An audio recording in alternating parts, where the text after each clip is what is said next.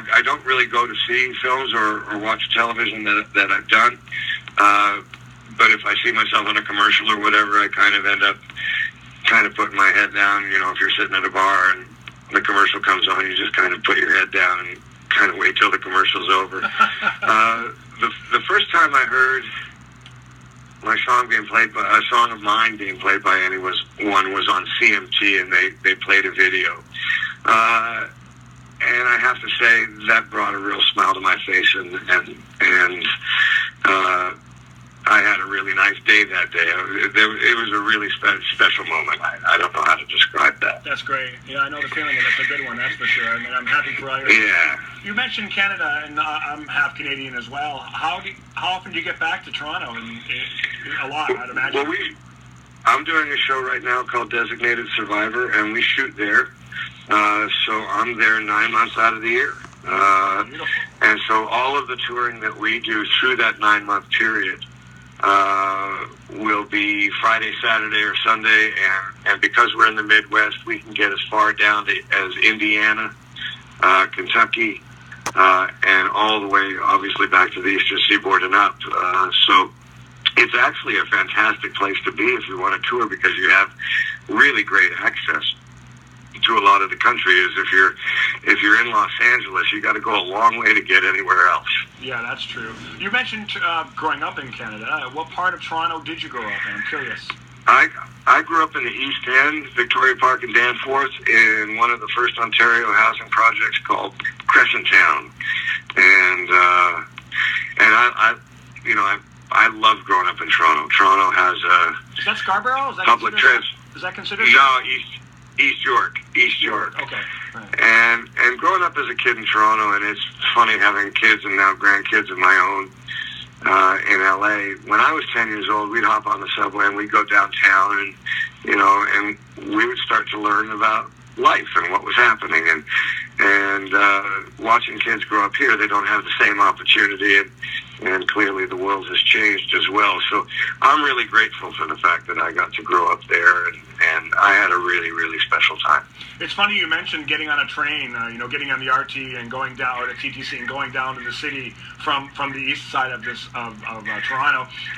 Bob McKenzie, the hockey insider for TSN. Right? Yeah, of course, yeah. Bob told me a story, a great story. I had him on the show. He told me that him and his friend took a train, the RT, from Scarborough all the way downtown, went to Maple Leaf Gardens because Led Zeppelin were playing that day. They borrowed money from their folks. There were tickets available. They were bad ones, but they got in and they saw Led Zeppelin on a whim.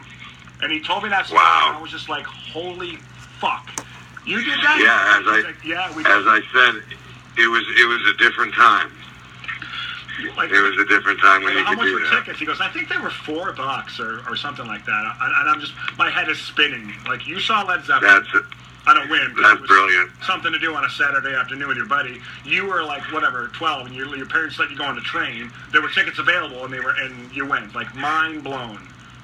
Yeah, no, it was a different time, brother. How about hockey? I mean, given living in Canada, is that a big part of your life? Do you watch hockey at all? I watch and I play. The Leafs have been off to the best start they've had in a decade, and obviously watching someone like Austin Matthews and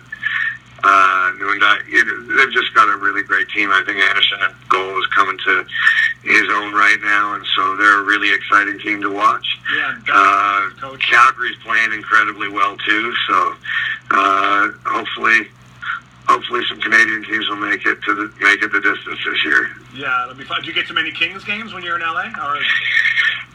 I do every once in a while. I tend to watch it more on the television. But I think my dad took me to a Kings game when I was about 5 years old, and that was the first hook in me for hockey. And I remember he bought me a puck, and that was one of my most treasured gifts for years and years to come. Oh, very cool. Kiefer, I won't take up any more of your time. When you're home and you're not writing songs or recording them or touring or reading scripts or acting in various roles, what do you do just to relax that doesn't involve a script or a guitar? It's a variety of things. I mean, I've got 2 beautiful daughters, 2 stepsons, 2 grandsons. I try to spend as much time as I can with my family. I've been in Los Angeles for 30 plus plus years, so I've got great friends here. Just try and reconnect. I mean, the schedules make it difficult to be consistent with any of that. So when I've got downtime, I'm really trying as much as I can to spend time with family and friends and have a nice time. That's great. Kiefer, thanks for having me on the show, and I really do appreciate you coming on, and that time we got to spend at Hotel Cafe was fun. We put back a couple. We talked about yeah, we did. We talked about guitars. I know that you're a big lover of Gibson. I think I saw a TV performance where you were playing. It looked like a hummingbird, but it might have been no, that's what I go to usually live, hummingbird. And then I actually, live, I play a telly, and I put a double rail humbucker, but a single coil double rail, excuse me, in the back. And that's kind of my go-to guitar live, yeah. I saw a live TV performance. That's what reminded me to text you and see if you'd come on the show. And that's when I realized, wow, this guy can actually play, no doubt. Songs are solid, rock, and your band were killer. I mean, yeah, thank you, brother. Was tight as a drum. It was just beautiful. And that's when I was like, well, thanks so much. I'm going to text him and rattle his cage. And we've been talking about this for a while, but it finally came to fruition. So thanks again, Kiefer. Absolutely, brother. Happy holidays, and I look forward to seeing you soon. And see you down the road, man. All right, Kiefer. Thanks, mate. Okay, brother. I'll talk to you soon. You too. Bye. Do you know what's awesome?